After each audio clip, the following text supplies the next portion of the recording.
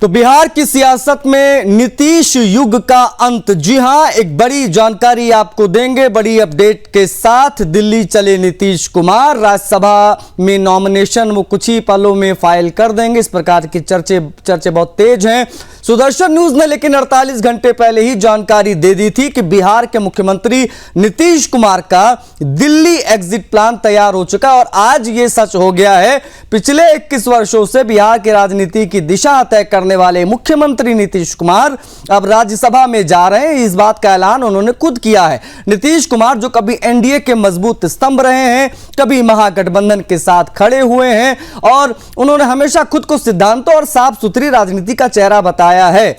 नीतीश कुमार आज सूबे की सत्ता की सक्रिय भूमिका से हटकर संसद के अपर हाउस में राज्यसभा की तरफ कदम बढ़ा रहे हैं। वो मुख्यमंत्री पद से इस्तीफा देंगे और पहली बार बिहार के इतिहास में भारतीय जनता पार्टी का मुख्यमंत्री बनेगा।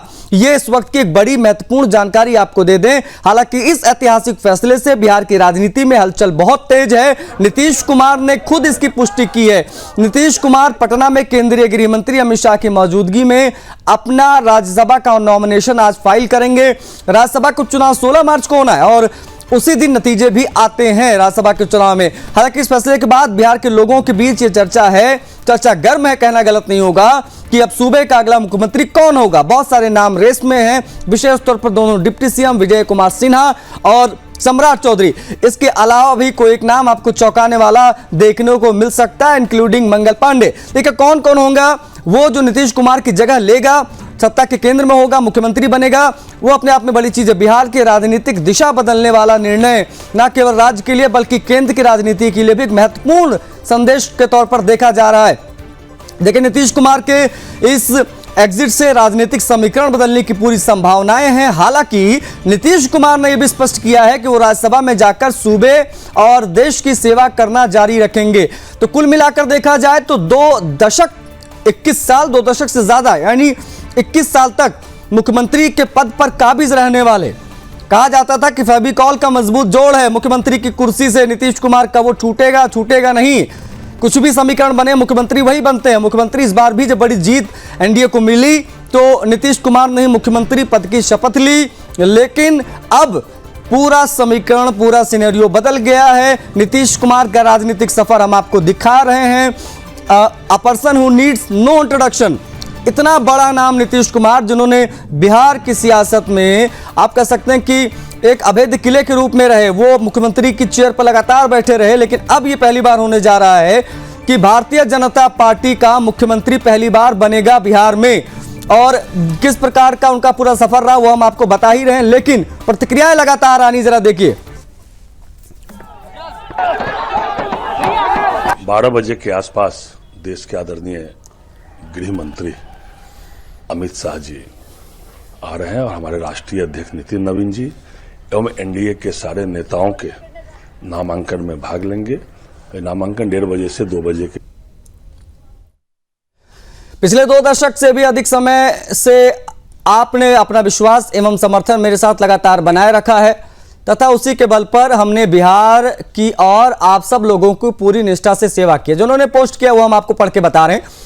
आपके विश्वास और समर्थन की ताकत थी कि बिहार आज विकास और सम्मान का नया आयाम प्रस्तुत कर रहा है। इसके लिए पूर्व में भी मैंने आपके प्रति कई बार आभार व्यक्त किया है। संसदीय जीवन शुरू करने के समय से ही मेरे मन में एक इच्छा थी कि मैं बिहार विधानमंडल के दोनों सदन, विधानसभा विधान परिषद के साथ संसद के भी दोनों सदनों का सदस्य बनूं। इसी क्रम में इस बार हो रहे चुनाव में राज्यसभा का सदस्य बनना चाह रहा हूं। इच्छा व्यक्त की उन्होंने लिखा कि मैं आपको पूरी ईमानदारी से विश्वास दिलाता हूं कि आपके साथ मेरा यह संबंध भविष्य में भी बना रहेगा और आपके साथ मिलकर एक विकसित बिहार बनाने का संकल्प पूर्ववत कायम रहेगा। जो नई सरकार बनेगी उसको मेरा पूरा सहयोग एवं मार्गदर्शन रहेगा। तो ये बड़ी जानकारी आपको देंगे। नीतीश कुमार जा रहे हैं दिल्ली। अब बिहार में उसके बाद क्या बदलेगा वो भी बहुत बड़ा सवाल है, लेकिन नीतीश कुमार ने तमाम चर्चाओं पर विराम लगाते हुए आज जब पोस्ट किया तो वो हम आपको दिखा रहे हैं। उन्होंने बात स्वीकार की, हाँ बात सही है, मैं राज्यसभा जा रहा हूं, मुख्यमंत्री कोई और बनेगा और ये तमाम चीजें जो हैं वो हम आपको बता रहे हैं।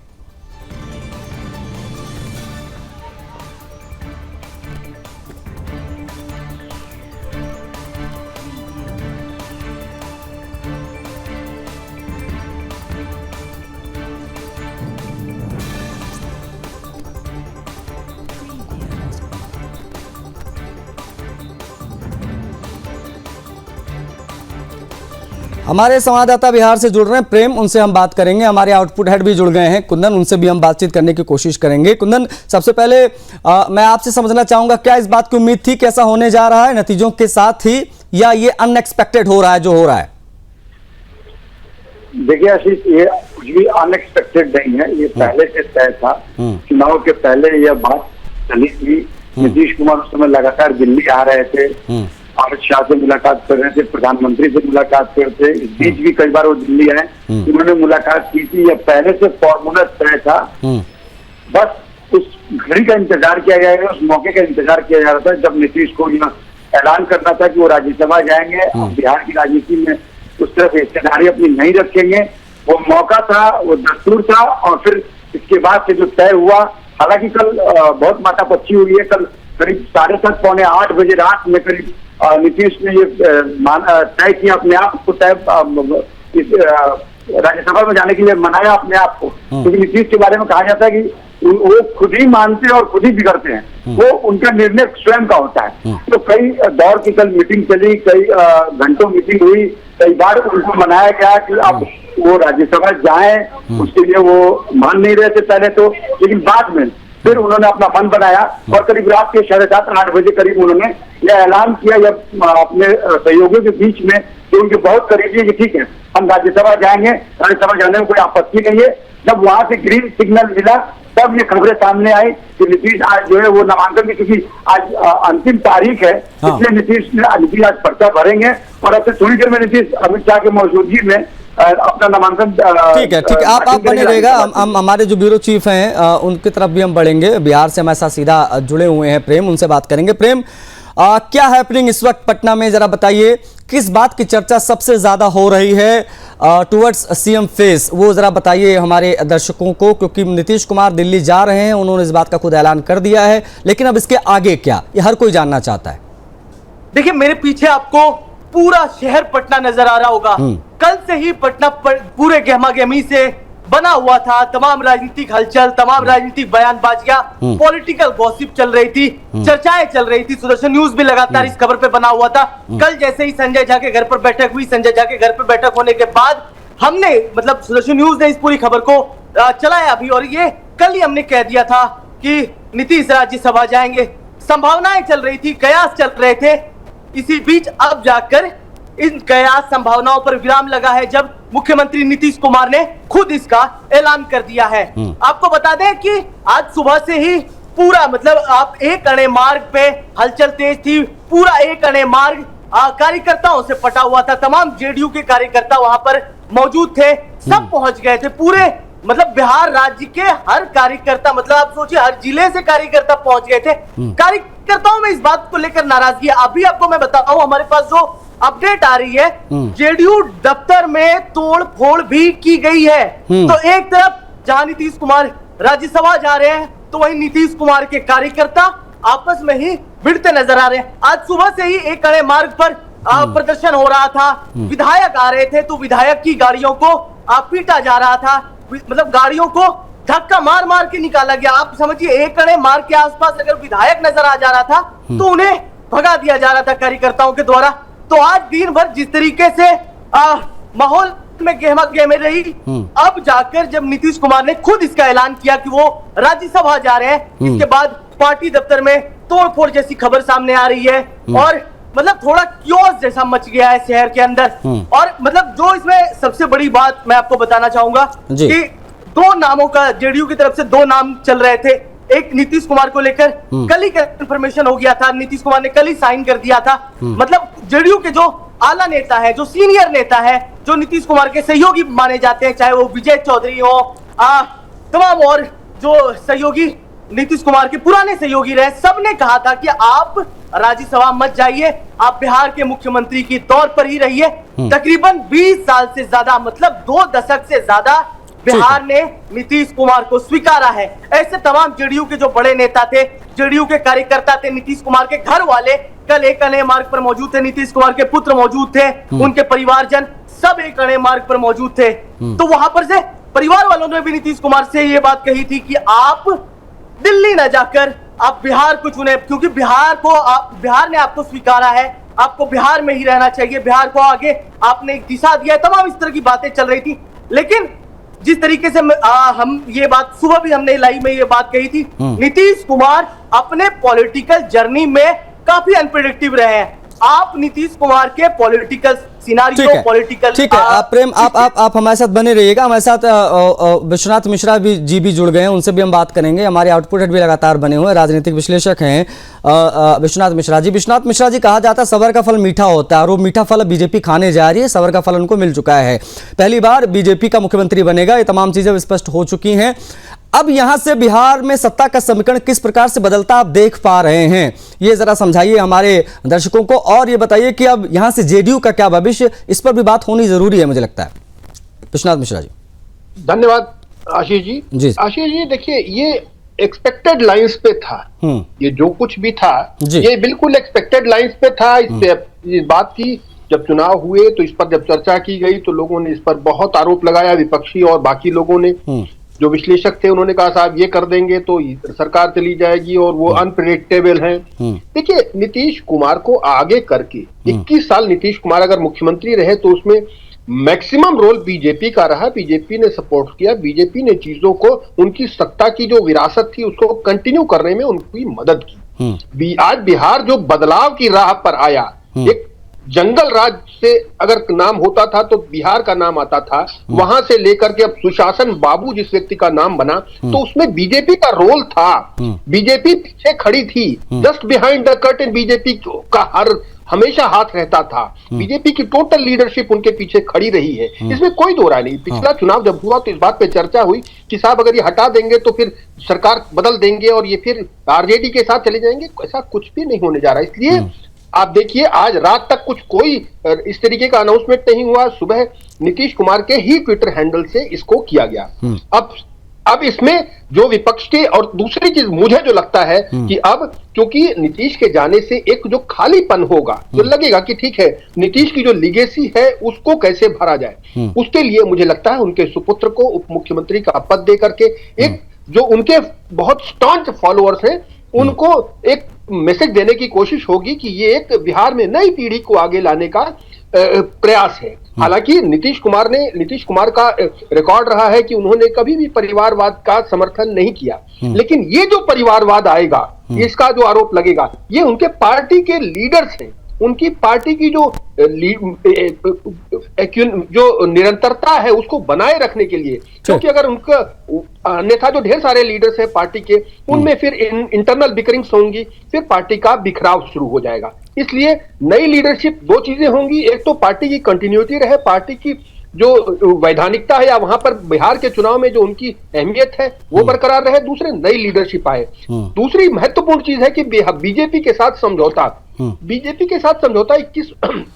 21 वर्ष अगर वो मुख्यमंत्री रहे तो उसमें बीजेपी का मैक्सिमम रोल रहा। 1-2 साल उसको छोड़ दीजिए तो इस राजनीतिक भविष्य के लिए, अगर पूरा बिहार के राजनीतिक भविष्य के नजरिए से ये बहुत महत्वपूर्ण है। बीते कुछ दिनों से देखिए, शरीर है, हर एक 20-21 साल के बाद आप शारीरिक उनकी जो कुछ समस्याएं सामने आ रही जी। ओके, आप बने रहेगा, कुंदन जी की तरफ बढ़ेंगे। कुंदन जी, अब चीजें स्पष्ट हो चुकी हैं, कौन बनेगा मुख्यमंत्री इसके बाद, ये अपने आप में एक बहुत बड़ा सवाल है और इसमें कई सारे नाम चर्चा में हैं, जिसमें दोनों डिप्टी सीएम का भी नाम है, मंगल पांडे जी का नाम चल रहा है, और जैसा बीजेपी चौंकाती है कुछ वैसा नाम भी हो सकता है, कोई भी विधायक मुख्यमंत्री बन सकता है, हमने देखा है इससे पहले।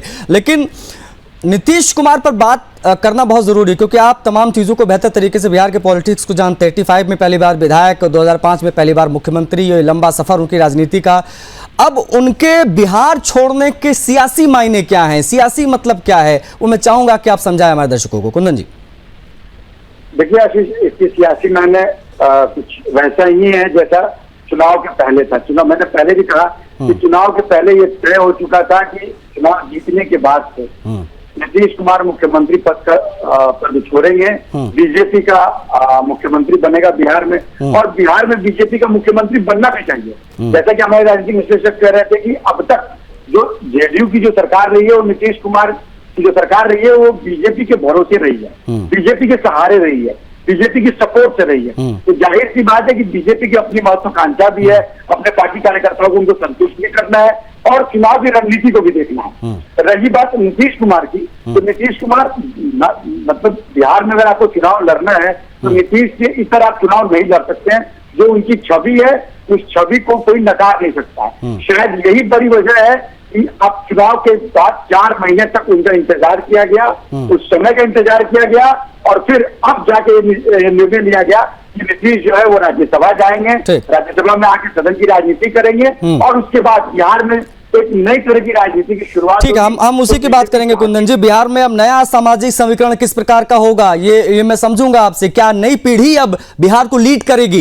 एक अध्याय समाप्त हुआ लालू नीतीश वाला, ये माना जाए। इसके बाद में आरजेडी की तरफ से तमाम प्रतिक्रियाएं आ रही है, प्रेम से समझेंगे क्योंकि उन्होंने कहा है आरजेडी की तरफ से, एक उनके विधायक ने, कि दबाव बनाया गया, धमकाया गया नीतीश कुमार को। इस प्रकार की चीजें भी क्या चर्चा का विषय है पटना में? किसी देरी के हमारे आउटपुट हेड कुंदन की तरफ हम बढ़ेंगे, उनसे हम समझने की कोशिश करेंगे। कुंदन जी, क्या प्रश्न है आपके पास, क्या पूछना चाहेंगे आप, और किस प्रकार से यहां से अब सामाजिक संतुलन बदलेगा, वो भी मैं चाहूंगा। छोटा सा मेरा सवाल रहेगा, उस पर भी आपका जवाब, उसके बाद में फिर प्रेम की तरफ बढ़ेंगे। प्रेम कश्यप जो हमारे ब्यूरो चीफ है।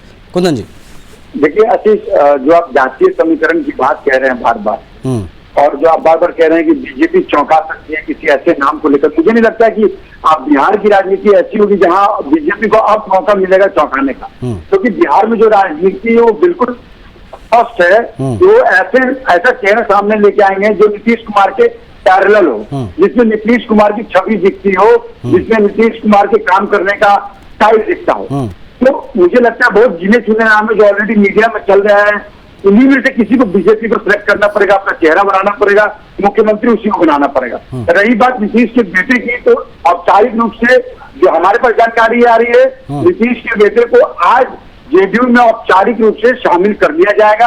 इसके बाद ये निर्णय होगा कि उनको जेडीयू में क्या भूमिका दी जाए, क्योंकि अचानक उनको उप मुख्यमंत्री बनाना भी बड़ा रिस्क होगा किसी भी पार्टी के लिए, जेडीयू के लिए भी, बीजेपी के लिए, क्योंकि यह एक भले ही यह संवैधानिक पद नहीं है लेकिन इस पद के बहुत मायने हैं। तो लिहाजा बहुत सोच समझ के कदम उठाया जाएगा।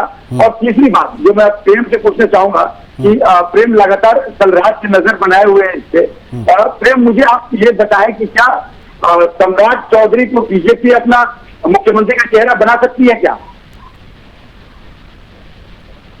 भी हम लोग बात कर रहे थे इस मामले पर।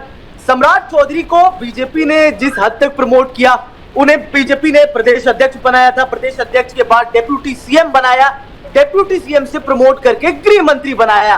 तो ये कुछ सालों के अंतराल में हुआ है और सम्राट चौधरी ने भी मतलब विद टाइम अगर उन्हें मौका दिया गया तो उन्होंने अपने आप को साबित किया है।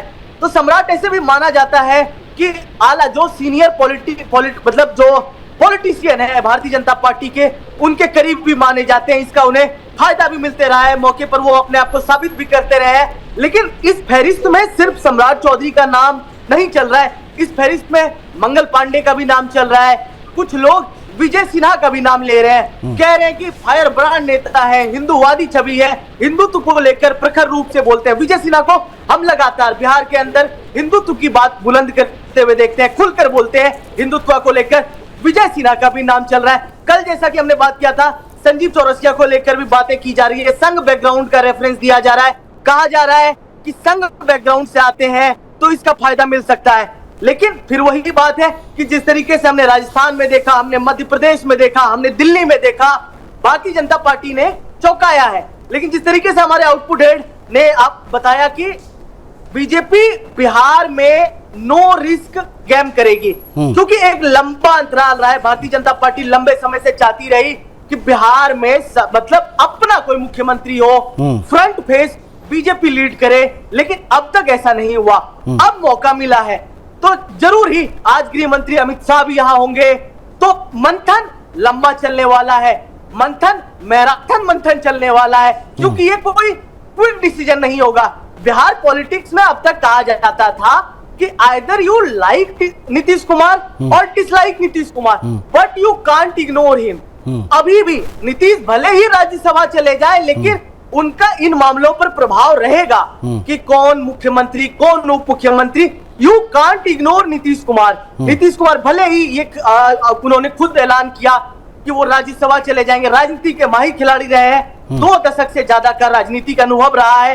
बिहार की राजनीति में एक्सेप्टेंस रही है नीतीश कुमार की, अपने चेहरे पर जीतते रहे। इस बार जनता ने क्लियर मैंडेट दिया, नीतीश कुमार की जीत रही है। महिलाओं ने 100% मैंडेट दिया, मतलब ये आप कह सकते हैं महिलाओं ने एक तरफा वोट दिया नीतीश कुमार को। तो नीतीश कुमार को भारतीय जनता पार्टी ऐसा भी नहीं है कि इग्नोर करेगी, आपसी सहमति से सब कुछ होंगे। और जिस तरीके से एक बात और चल रही, मैं एक बात और मतलब कहना चाहता हूं कि जिस तरीके से अभी तक हमने देखा कि नीतीश कुमार मुख्यमंत्री थे, 2 डेप्यूटी सीएम बिहार में थे, विजय सिन्हा, सम्राट चौधरी। अब ये बातें कही जा रही है कि ये रिवर्स होता नजर आएगा। रिवर्स इन द सेंस कि भारतीय जनता पार्टी का सीएम होगा, 2 डेप्यूटी सीएम हो सकता है जेडीयू का हो। एक बात और चल रही है कि गृह मंत्रालय पर भी डिस्कशन होने लग जा रही, कुछ लोग सूत्रों से भी चला रहे, कुछ हमारे लोग भी ये बता रहे हैं कि बातचीत चल रही है। गृह मंत्री, हमारे साथ विश्वनाथ मिश्रा जी भी हैं। नहीं, बिल्कुल सही बात है। विश्वनाथ मिश्रा जी, क्या उम्र और उनकी सेहत, इसके बारे में भी बात जरूरी है। उम्र और उनकी सेहत जो खराब चल रही थी, ऐसे तमाम वीडियोस, तमाम चीजें हमने देखी, तमाम चर्चा का विषय भी बना रहा in between the election of Vidhan Sabha. हमने तमाम चीजें देखी थी। क्या ये बिल्कुल सेफ एग्जिट है, बिल्कुल सही समय है और यही समय है उनके एग्जिट का? बिल्कुल, देखिए आशीष जी, उनकी नीतीश जी की एक पॉलिटिकल लीगेसी थी। सर्व स्वीकार्य राजनेता थे, जहां पर उन्हें सभी वर्गों का बराबर समर्थन था। ये छोटी बात नहीं होती राजनीति में कि विपक्ष का नेता भी, विपक्ष के सभी दल भी आपके पीछे खड़े होने को तैयार हो। ये एक रेयर कमोडिटी कह सकते हैं, पॉलिटिकल कमोडिटी कह सकते हैं आप देखिए बीते दिनों यहाँ तक कि विपक्षी दलों ने भी उनकी सेहत। अच्छा अविनाश जी मैं रोक रहा हूँ आपको, सॉरी के साथ इंटरप्ट कर रहा हूँ सर। हमारे जो संवाददाता हैं ब्यूरो चीफ है, उनके पास कुछ अपडेट आई है। प्रेम जल्दी से देखिए। आशीष, जो खबर आ रही है, अमित शाह पटना पहुंच चुके हैं, पटना एयरपोर्ट पर पहुंच चुके हैं। वरिष्ठ नेताओं ने उनका स्वागत किया है। जो 2 नेता स्वागत करने पहुंचे हैं, विजय सिन्हा है, सम्राट चौधरी है, पुष्पगुच्छ भेंट करके स्वागत किया है। यानी कि और अमित शाह भी सीधे नितिन नवीन के नामांकन में शामिल होंगे। तो ये बड़ी खबर आई है कि पटना पहुंचे हैं और 2 नेता जो उन्हें रिसीव करने पहुंचे हैं, दोनों डेप्यूटी सीएम हैं। तो ये बड़ी खबर है। ठीक है, ओके। विश्वनाथ जी, आप अपनी बात पूरी कर लीजिएगा सर इस बड़ी खबर के साथ। आशीष जी, देखिए उसमें कांग्रेस नेता पवन खेड़ा ने एक स्टेटमेंट दिया था, याद होगा कि उन्होंने कहा था नीतीश कुमार की सेहत खराब है और उनके सिग्नेचर का गलत इस्तेमाल किया जा सकता है।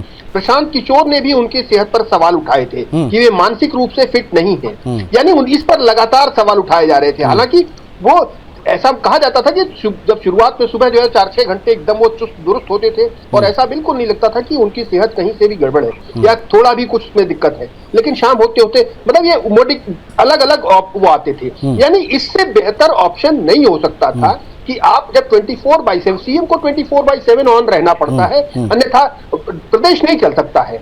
इससे बेहतर उनके लिए ऑप्शन नहीं हो सकता था। जो उनकी जो क्रेडिबिलिटी थी उसका उपयोग हुआ, उसमें सरकार को पूरा भरपूर बहुमत मिला, यहां तक कि ऑपोजिशन को 20-25 सीटों पर ढकेल के उन्होंने किनारे कर दिया जी।